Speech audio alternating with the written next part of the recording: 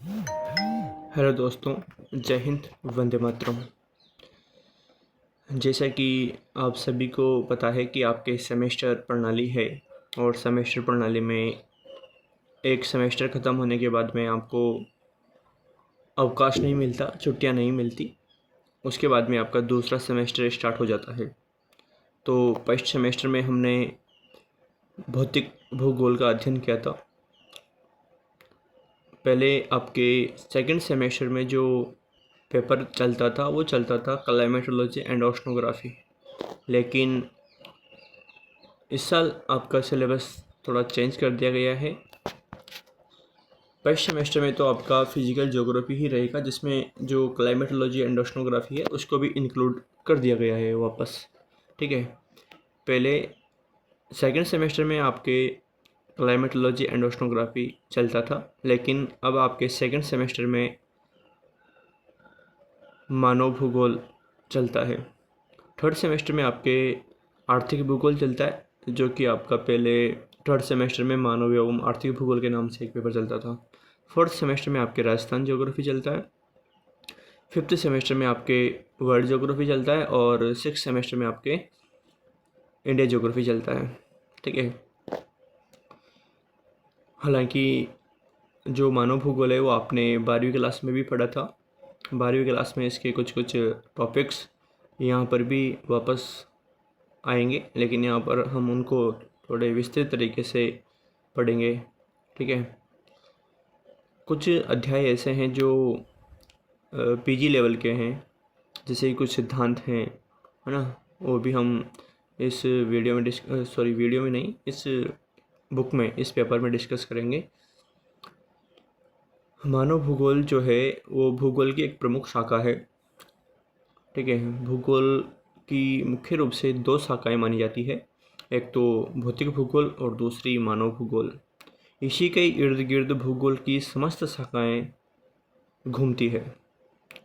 Physical geography की भी कई सारी शाखाएं आ जाती है, जैसे कि अभी हमने बात करी कि जियोमॉर्फोलॉजी है, क्लाइमेटोलॉजी है, ओशनोग्राफी है, बायोजियोग्राफी है। ये आपकी फिजिकल ज्योग्राफी की ब्रांचेज हैं।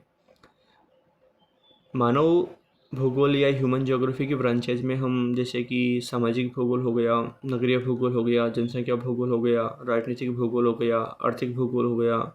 ठीक है, ये सारी चीज़ें हम ह्यूमन ज्योग्राफी की शाखाओं में शामिल करते हैं। हालांकि वो हम बाद में जब टॉपिक आएंगे अपने तो डिटेल में डिस्कस करेंगे। फ़िलहाल हम जो पहला अध्याय है हमारा उसको स्टार्ट करते हैं। सिलेबस का भी वीडियो मैंने पहले से ही बनाकर डाल रखा था, तो देख लेना, एक बार फिर डाल दूंगा सिलेबस का वीडियो। ठीक है, पहला जो चैप्टर रहेगा हमारा ह्यूमन ज्योग्राफी का वो रहेगा मानव भूगोल, प्रकृति, क्षेत्र एवं उपागम। ठीक है, इसमें हम देखो किसी भी सब्जेक्ट को पढ़ने से पहले सबसे पहले उसकी जो परिभाषाएं होती है, उसका मीनिंग क्या होता है, उसमें क्या डिस्कस किया जाता है, उसको क्या कहा जाता है। ठीक है, वो सारी चीज़ें डिस्कस करेंगे। ठीक है, तो कोई भी सब्जेक्ट ले लो आप, फिजिकल ज्योग्राफी ले लो, ह्यूमन ज्योग्राफी ले लो, पॉलिटिकल साइंस ले लो, समाजशास्त्र ले लो, हिस्ट्री ले लो, सबसे पहले उसमें उसकी डेफिनेशंस डिस्कस की जाती है। तो यहाँ पर भी अपन हालांकि अपने टॉपिक्स में तो नहीं दे रखा, लेकिन अपने को जो डेफिनेशन है वो डिस्कस करनी पड़ेगी, क्योंकि डेफिनेशन पहुँची जाती है। तो शुरुआत करते हैं मानव भूगोल की परिभाषाओं की। आप इन सभी परिभाषाओं को याद कर लें, रट लें, कुल मिलाकर कहने का तात्पर्य सीधा साधा यही है। हालांकि कुछ एक परिभाषाएं आपको पहले से याद होंगी, जैसे कि रेड जेल की है, शैम्पुल की है, ब्लास की है। ठीक है, यहाँ पे भी हम 4-5 परिभाषाएं डिस्कस करेंगे। ठीक है, पहली है आपकी फ्रेडरिक रेड जेल की। फ्रेडरिक रेड जेल जो है वो जर्मन भूगोलवेता है। ठीक है, और मानव भूगोल, आधुनिक मानव भूगोल के जन्मदाता भी कहा जाता है इनको, और राजनीतिक भूगोल का जनक भी इन्हीं को ही कहा जाता है। ठीक है, फ्रेडरिक रेड जेल के अनुसार मानव भूगोल के जन्मदाता एवं प्रसिद्ध जर्मन भूगोलवेता फ्रेडरिक रेड जेल के अनुसार मानव भूगोल के दृश्य सर्वत्र पर्यावरण से संबंधित होते हैं, जो स्वयं भौतिक दशाओं का एक योग होता है। ठीक है, अब ये जो डेफिनेशन है ना, ये आपकी 12वीं की जो किताब की डेफिनेशन है उससे अलग है, और ये डेफिनेशन इन्होंने एंथ्रोपोजियोग्राफी नामक जो किताब थी इनकी, उसमें दी है। ठीक है, इन्होंने इस किताब में कहा है कि जो मानव भूगोल के दृश्य हैं वो सर्वत्र पर्यावरण से संबंधित होते हैं, जो स्वयं भौतिक दशाओं का एक योग होता है। ठीक है, हालांकि मानव भूगोल मानव समाजों एवं उसके धरातल के बीच संबंधों का संश्लेषित अध्ययन होता है। ठीक है, वो तो अलग डेफिनेशन है, ये वो 12वीं किताब में, उसको भी याद कर लें आप लोग और इसको भी याद करें। ठीक है, ये एंथ्रोपोजियोग्राफी नामक किताब में इन्होंने दी थी। किताब का नाम आपको पता ही होगा, एंथ्रोपोजियोग्राफी। ठीक है, हिंदी में इसको हम, ये जर्मन भाषा में एंथ्रोपोजियोग्राफी, हिंदी में इसको मानव भूगोल ही कहा जाता है। ठीक है, दूसरी परिभाषा पढ़ेंगे हम एलन सी सैम्पल के अनुसार। तो देखते हैं, प्रसिद्ध अमेरिकन भूगोलवेता एवं रेडजेल की शिष्या थी एलन सी सैम्पल। रेडजेल की शिष्य एलन सी सैम्पल के अनुसार मानव भूगोल अस्थायी पृथ्वी और चंचल मानव के पारस्परिक परिवर्तनशील संबंधों का अध्ययन है। तीसरी परिभाषा हम पढ़ेंगे फ्रांसीसी भूगोलवेता और संभववाद के जनक पॉल वेडोल डी ला ब्लास के अनुसार। ठीक है, फ्रांस के थे ये, संभववाद के कट्टर समर्थक हैं। तो देखते हैं, मानव भूगोल पृथ्वी और मनुष्य के बीच पारस्परिक संबंधों को एक नवीन विचार प्रदान करता है, जिसमें पृथ्वी को नियंत्रित करने वाले भौतिक नियमों तथा इस पर रहने वाले मनुष्यों के पारस्परिक संबंधों का अधिक संश्लिष्ट ज्ञान समाविष्ट है। ठीक है, इसके बाद में हम पढ़ते हैं जीन ब्रून्स के अनुसार। जीन ब्रून्स भी एक फ्रांसीसी जियोग्राफर हैं, जीन ब्रून्स के अनुसार। ठीक है, फ्रांसीसी जियोग्राफर हैं। ठीक है, मानव की आर्थिक गतिविधियों को इन्होंने ही लुटेरी अर्थव्यवस्था के नाम से संबोधित किया है। तो देखते हैं, फ्रांसीसी भूगोलवेता जीन ब्रून्स के अनुसार वे सभी दृश्य जिनमें मानवीय क्रियाएं कार्य करती है हमारी पृथ्वी तल पर एक विशेष वर्ग के दृश्य होते हैं, और इस प्रकार के भौगोलिक तथ्यों के अध्ययन को मानव भूगोल कहते हैं। ठीक है, एक परिभाषा हम देख लेते हैं डिमांजिया के अनुसार, और ये भी फ्रांस के जियोग्राफर हैं।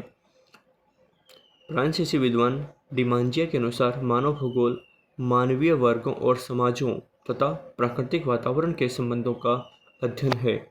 ठीक है, तो ये 5 परिभाषाएं हैं, इनको याद कर लें आप लोग, अच्छी है परिभाषाएं। अब पढ़ते हैं अपन मानव भूगोल की प्रकृति।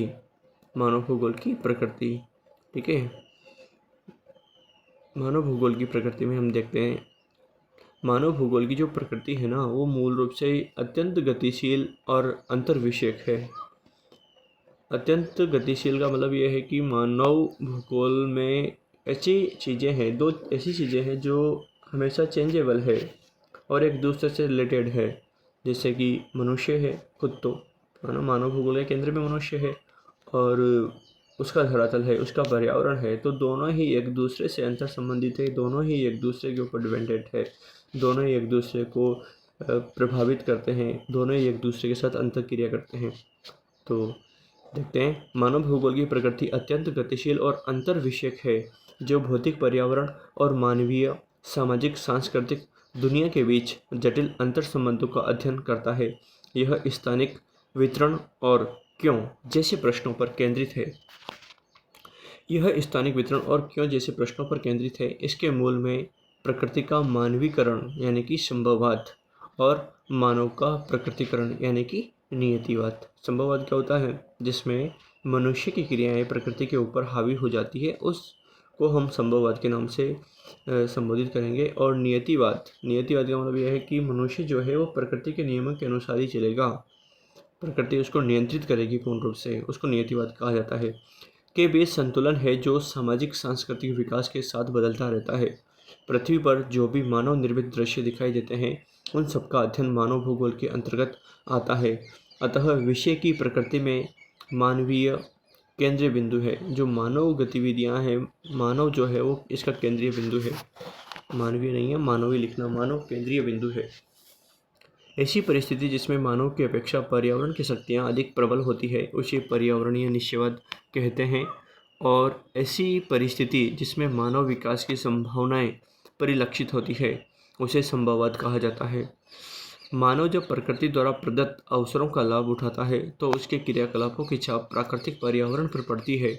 इस परिस्थिति को प्रकृति का मानवीकरण या फोसिबलिज्म कहते हैं। देखो, जब नियतिवादियों की अति हुई तो उसके प्रतिफल के रूप में संभववाद देखने को मिला।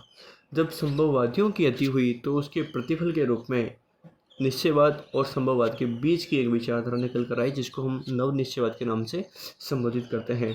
नव निश्चयवाद ये कहता है कि न तो प्रकृति सर्वोपरि है और न ही मनुष्य सर्वोपरि है। दोनों अगर एक दूसरे से अंतर संबंधित होकर चलें, एक दूसरे के नियमों के अनुसार चलें, ठीक है, तो प्रकृति का भी ज़्यादा दोहन नहीं होगा और मनुष्य की जो क्रियाएं हैं वो भी ज़्यादा प्रभावित नहीं होगी। ठीक है, तो एक बीच की विचारधारा निकल कर आती है जिसका वो हम कहते हैं नव निश्चयवाद, यानी कि प्रकृति के नियमों का पालन करते हुए जो मनुष्य है वो अपना विकास जारी रख सकता है। ठीक है, जैसे कि हम कोरोना का उदाहरण लेते हैं।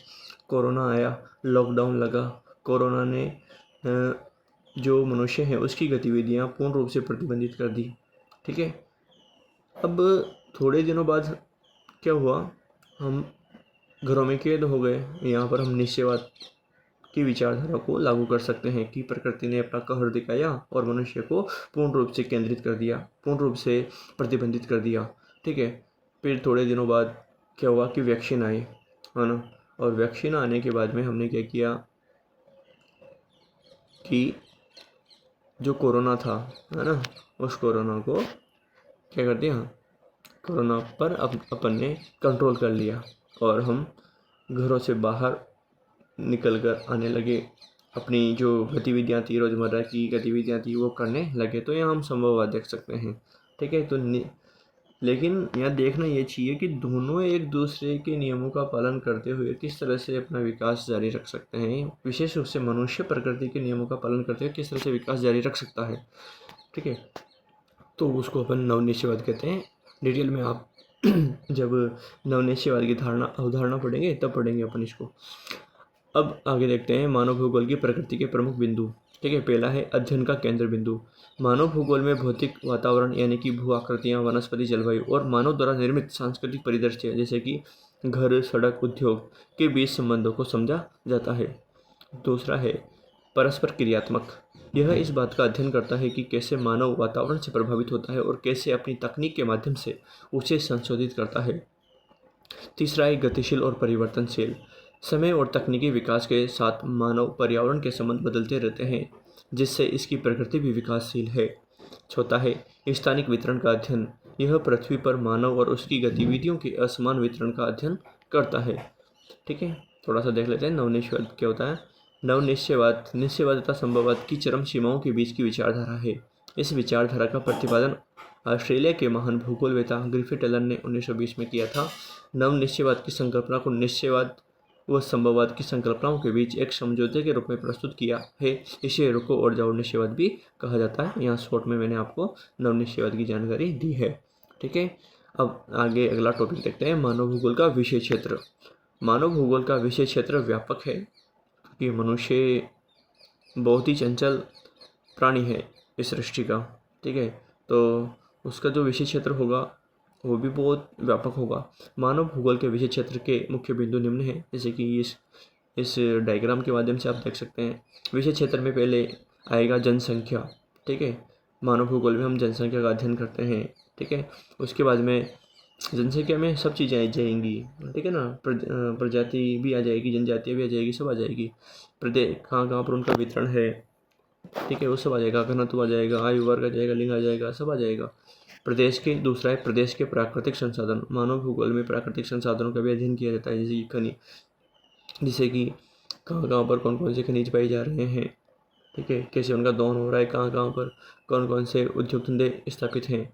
तीसरा है सांस्कृतिक वातावरण। सांस्कृतिक वातावरण का मतलब मनुष्य द्वारा बनाई गई सारी चीज़ें, चाहे उद्योग हो, सड़कें हो, बांध हो, कुछ भी हो, स्कूल हो, कॉलेज हो, ठीक है, कोई भी जो इंफ्रास्ट्रक्चर है वो सब सांस्कृतिक वातावरण का अंग है। और मानव भूगोल का अंग है। चौथा है कालिक अनुक्रम, यानी कि समय के हिसाब से मानव भूगोल कैसे बदलता है, कैसे उसके साथ चलता है। और पांचवा है नियोजन व प्रादेशिक संगठन, जैसे कि हम बने नगरीय भूगोल इसकी एक शाखा है ह्यूमन ज्योग्राफी की। तो किस तरह से नियोजन किया जाता है, प्रादेशिक नियोजन किया जाता है, प्रादेशिक संगठन का की बात की जाती है, वो भी मानव भूगोल का हिस्सा है। अन्य प्रदेशों से संबंध, मानव भूगोल में हम अन्य प्रदेशों से संबंध देखते हैं, जैसे कि कोई जलवायु है, उस जलवायु का एक ही जलवायु का मनुष्य के ऊपर क्या इफेक्ट पड़ रहा है, दूसरी जगह की जलवायु मानव को किस तरह से इफेक्ट कर सकती है। ठीक है, एक प्रदेश के खनिज संसाधन, एक प्रदेश के एक एग्रीकल्चर किस प्रकार से अन्य प्रदेशों से संबंधित होती है।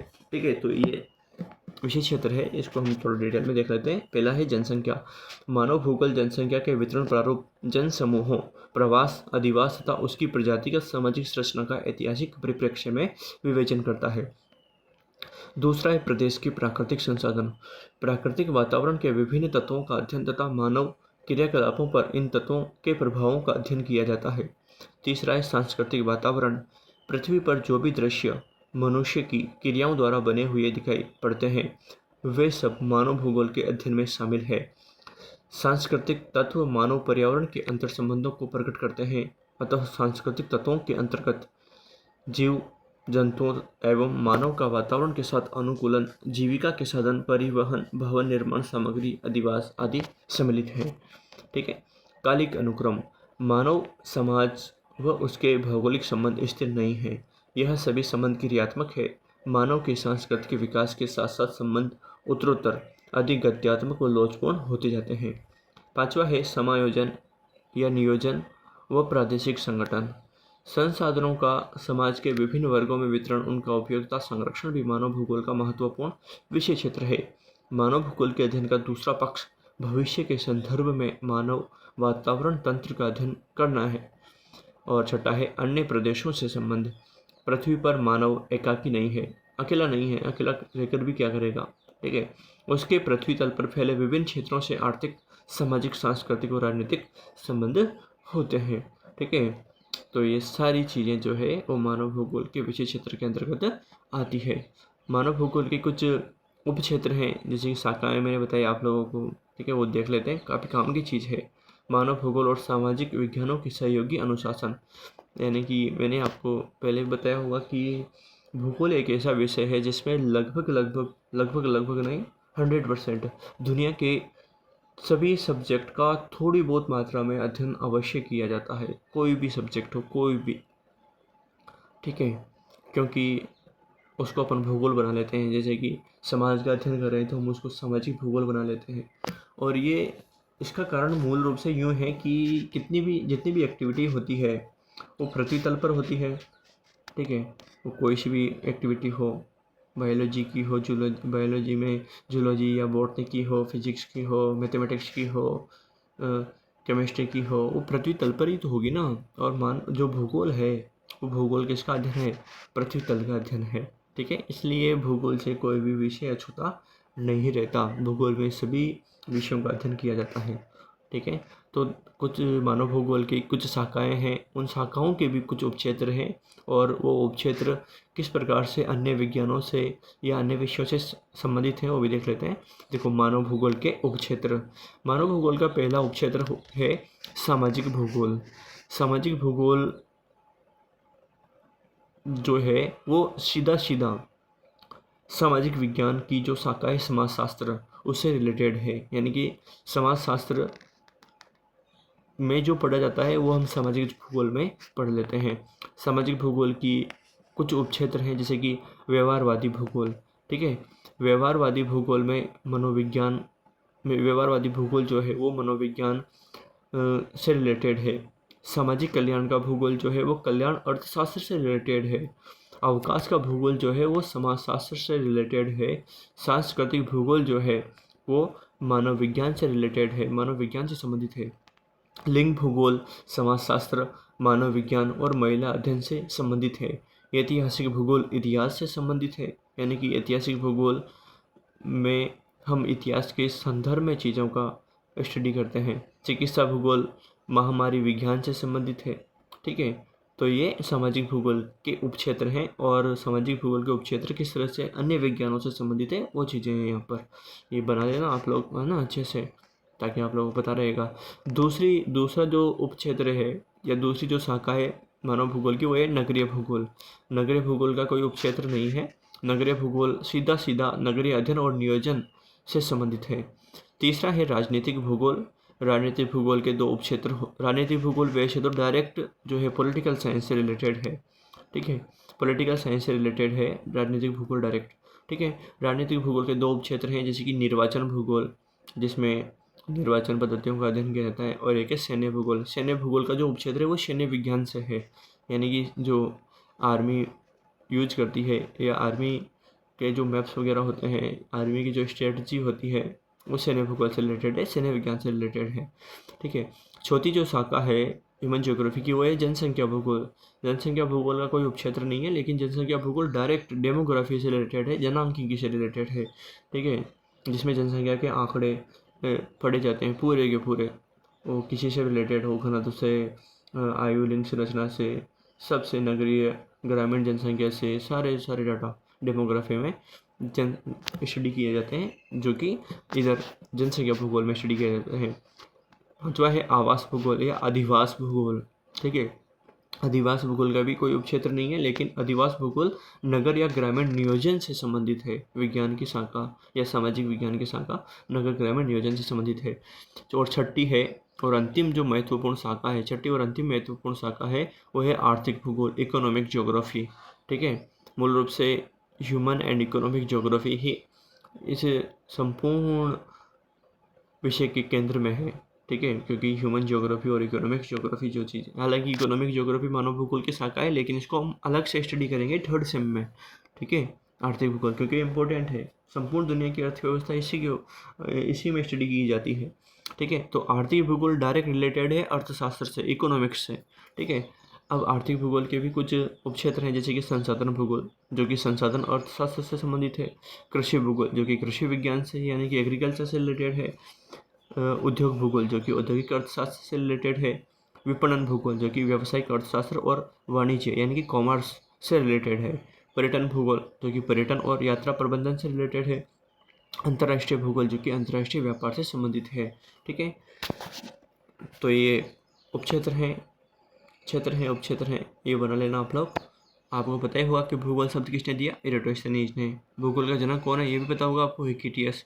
भौतिक भूगोल का जनक कौन है, पोसिडोनियस, ये भी पता ही होगा। और मानव भूगोल, राजनीतिक भूगोल के जनक भी कौन है, फ्रेडरिक रटजेल, ठीक है। अब नेक्स्ट टॉपिक है आपका मानव भूगोल के उपागम, ठीक है। हालांकि ये 12वीं की किताब में भी है, लेकिन आपको शायद पढ़ाया नहीं गया होगा ये उस टाइम पर। यहाँ पर पढ़ लेते हैं हम इस चीज़ को, मानव भूगोल के उपागम। मानव भूगोल के कुछ एक उपागम है जो कि हम देख लेते हैं। पहला उपागम है अन्वेषण और विवरण, यानी कि ऐसा काल जिसमें अन्वेषण होता है और उनका विवरण दिया जाता है, और इसकी समय अवधि रहेगी आरंभिक उपनिवेश युग। जैसे कि कोलंबस और वास्को डी गामा का नाम आप लोगों ने सुना होगा, जिन्होंने अमेरिका यानी कि उत्तरी अमेरिका और भारत के समुद्री मार्गों की खोज की थी, ठीक है। वो इसी उपागम के संदर्भ में है, ठीक है। इसका मुख्य लक्षण रहेगा साम्राज्यिक व व्यापारिक रुचियों ने नए क्षेत्रों में खोजों व अन्वेषण को प्रोत्साहित किया। क्षेत्र का विश्व ज्ञान कोशीय विवरण भूगोलवेताओं द्वारा वर्णन का महत्वपूर्ण पक्ष बना। तो पहला उपागम ये हो गया। दूसरा उपागम रहेगा आपके प्रादेशिक विश्लेषण, यानी कि जो प्रदेश खोजे गए हैं उनका विश्लेषण किया गया। इसकी समय अवधि रहेगी उत्तर उपनिवेश युग। इसका जो मुख्य लक्षण रहेगा या व्रत लक्षण रहेगा वो रहेगा प्रदेश के सभी पक्षों के विस्तृत वर्णन किए गए। मत यह था कि सभी प्रदेश पूर्ण अर्थात पृथ्वी के भाग हैं, अतः इन भागों की पूरी समझ पृथ्वी पूर्ण रूप से समझने में सहायता करेगी। यानी कि जैसे कि किसी प्रदेश की पूरी जलवायु खोजी गई, जलवायु का विश्लेषण किया गया, किसी प्रदेश की कृषि का विश्लेषण किया गया, किसी प्रदेश की वनस्पति का विश्लेषण किया गया, ठीक है। तो ये प्रादेशिक विश्लेषण रहा इसमें। तीसरा रहेगा क्षेत्रीय विभेदन। क्षेत्रीय विभेदन का मतलब ये है कि एक क्षेत्र दूसरे क्षेत्र से किस तरह से भिन्न है, ठीक है। तो इसकी समय अवधि रहेगी अंतर युद्ध अवधि के बीच 1930 का दशक, यानी कि प्रथम और द्वितीय विश्व युद्ध के बीच की अवधि। इसका मुख्य लक्षण रहेगा एक प्रदेश अन्य प्रदेशों से किस प्रकार और क्यों भिन्न है, यह समझने के लिए तथा किसी प्रदेश की विलक्षणता की पहचान करने पर बल दिया जाता है। विलक्षणता का मतलब होता है कि कोई प्रदेश किसी दूसरे प्रदेश से भिन्न क्यों है, अलग क्यों है। छोटा रहेगा स्थानिक संगठन। इसकी समयावधि रहेगी 1950 के दशक के अंत से 1960 के दशक के अंत तक। इसका मुख्य लक्षण स्थानिक संगठन का मतलब यूँ रहेगा कि जैसे कि कोई प्रदेश है ना, कोई प्रदेश में क्या क्या चीज़ें पाई जा रही है कि है ना, जैसे कि जनसंख्या है तो जनसंख्या के आंकड़े इकट्ठे किए जाएंगे, एग्रीकल्चर है तो एग्रीकल्चर के आंकड़े इकट्ठे किए जाएंगे, है ना, औद्योगिक गतिविधियाँ संचालित है तो उद्योगों से जो प्रोडक्शन है ना, कितना टन हुआ, कितना क्विंटल हुआ, वो सारी चीज़ें जो है वो स्थानीय संगठन के अंतर्गत आएगी। और उनका किस तरह से कंप्यूटर और परिष्कृत सांख्यिकी विधियों के द्वारा उनका एनालिसिस किया जाता है, ये चीज़ें इसका मुख्य लक्षण रहेगा। तो देखते हैं समय अवधि 1950 के दशक के अंत से 1960 के दशक के अंत तक। वृहद लक्षण रहेगा कंप्यूटर और परिष्कृत सांख्यिकीय विधियों के प्रयोग के लिए विशिष्ट है ये, है ना। और इसी समय जो मात्रात्मक क्रांति है उसका उदय हुआ था। मात्रात्मक क्रांति का मतलब वही है कि भूगोल में जो डाटा है, आंकड़े हैं, उनका बहुत ज़्यादा उपयोग किया जाने लगा और भूगोल अपना मूल स्वरूप जो था वो खो चुका था। ठीक है, तो बाद में मात्रात्मक क्रांति का विरोध किया गया और उसके विरोध के फलस्वरूप पांचवा जो उपागम है, मानवतावादी, आमूलवादी और व्यवहारवादी विचारधाराओं का उदय हुआ। इसकी समयावधि रहेगी 1970 का दशक। ठीक है, यानी कि मात्रात्मक क्रांति जब अपने चरम पर थी तो उसके प्रतिफल मानवतावादी, आमूलवादी और व्यवहारवादी विचारधाराएं अस्तित्व में आई। वृहद लक्षण रहेगा मात्रात्मक क्रांति से उत्पन्न असंतुष्टि और अमानवीय रूप से भूगोल के अध्ययन के चलते मानव भूगोल में 1970 के दशक में 3 नई विचारधाराओं का जन्म हुआ। इन विचारधाराओं के उदय मानव भूगोल सामाजिक राजनीतिक यथार्थ के प्रति अधिक प्रासंगिक बना। ठीक है, यानी कि मात्रात्मक क्रांति में सामाजिक जो मानव भूगोल था वो सामाजिक भूगोल, राजनीतिक भूगोल से काफ़ी दूर चला गया था। लेकिन वापस इन विचारधाराओं के आगमन से, वापस नहीं मतलब इन विचारधाराओं के आगमन से भूगोल ने अपना मूल स्वरूप, मानव भूगोल ने अपना मूल स्वरूप वापस पा लिया। छठा रहेगा भूगोल में उत्तर आधुनिकतावाद। इसकी समयावधि रहेगी 1990 का दशक। इसका मुख्य लक्षण रहेगा वृहद सामान्यीकरण तथा मानवीय दशाओं की व्याख्या करने वाले वैश्विक सिद्धांतों की प्रयोज्यता पर प्रश्न उठने लगे। यानी कि जो 1990 के पहले की जो विचारधाराएं चलती थी उन विचारधाराओं के ऊपर अब प्रश्न उठने लगे। ठीक है, पहले तो हम मान लेते थे जैसे को जैसा मान लेते थे, लेकिन 1990 के बाद यानी कि उत्तर आधुनिकतावाद के बाद में हमने जो भूगोल में भी जो भी वैश्विक सिद्धांत थे उन सिद्धांतों को जैसा मानना अस्वीकार कर दिया। उसके ऊपर प्रश्न चिन्ह लगने लगे, भाई ऐसा क्यों होता है। ठीक है, बात सही भी है, जब तक किसी भी चीज़ के पीछे क्वेश्चन मार्क नहीं लगेगा तब तक वो चीज़ वैज्ञानिक नहीं हो सकती है। ठीक है, किसी भी चीज़ को वैज्ञानिक या किसी भी चीज़ को मानना यथार्थ नहीं है। ऐसा क्यों है, जैसे कि हमारा पृथ्वी कैसे बना, ठीक है, ऐसे बना मान लेना अच्छी बात नहीं है, यथार्थ बात नहीं है, लेकिन कैसे बना, है ना, इसी एक सिद्धांत को स्वीकार कर लेना भी अच्छी बात नहीं है। ठीक है, उस सिद्धांत की भी कई सारी गलतियाँ निकल के आने लगती है। यानी कि कुल मिलाकर कहने का तात्पर्य ये है कि आलोचनावाद जो है, आलोचना जो है, उस आलोचना का प्रादुर्भाव हो चुका था, उन सिद्धांतों की आलोचना का प्रादुर्भाव हो चुका था। हमने जैसे को जैसा मानना स्वीकार कर दिया था, प्रश्न चिन्ह लगने लगे थे वैश्विक सिद्धांतों के ऊपर। ठीक है, ये चैप्टर आपका यहीं पर समाप्त होता है। आशा करता हूँ मज़ा आया होगा आपको इस चैप्टर को पढ़ने में। हालांकि मैंने इस चैप्टर में आपको समझाने का भी भरपूर प्रयास किया है और बहुत शानदार चैप्टर है, बहुत अच्छा अध्याय है। ठीक है, तो इसको पढ़ लेना आप लोग, बाकी बता देना अगर किसी और चीज़ या किसी और सब्जेक्ट तो मैं ज्योग्राफी पढ़ाऊँगा। ठीक है, किसी भी टॉपिक में दिक्कत हो तो बता देना, है ना, मैं करवा दूँगा आप लोगों को। ठीक है, चलते हैं, मिलते हैं नेक्स्ट वीडियो के साथ। नेक्स्ट वीडियो में आपको मिलेगा आपके जो नेक्स्ट टॉपिक रहेगा मानव भूगोल का, वो रहेगा मानव भूगोल के 3 सिद्धांत। मानव भूगोल के 3 सिद्धांत जो है ना, उसके नाम बता देता हूँ मैं आपको। एक तो है क्रियाशीलता का सिद्धांत, प्रिंसिपल ऑफ एक्टिविटी, है ना। दूसरा रहेगा आपका भारतीय व्यक्ता का सिद्धांत, प्रिंसिपल ऑफ टेरेस्ट्रियल यूनिटी। और तीसरा जो सिद्धांत रहेगा वो रहेगा वातावरण समायोजन का सिद्धांत, प्रिंसिपल ऑफ एडजस्टमेंट। ठीक है, तो मिलते हैं, बहुत शानदार सिद्धांत हैं वो भी। ठीक है, जय हिंद, वंदे मातरम। पढ़ते रहें धीरे धीरे। ठीक है, चलो।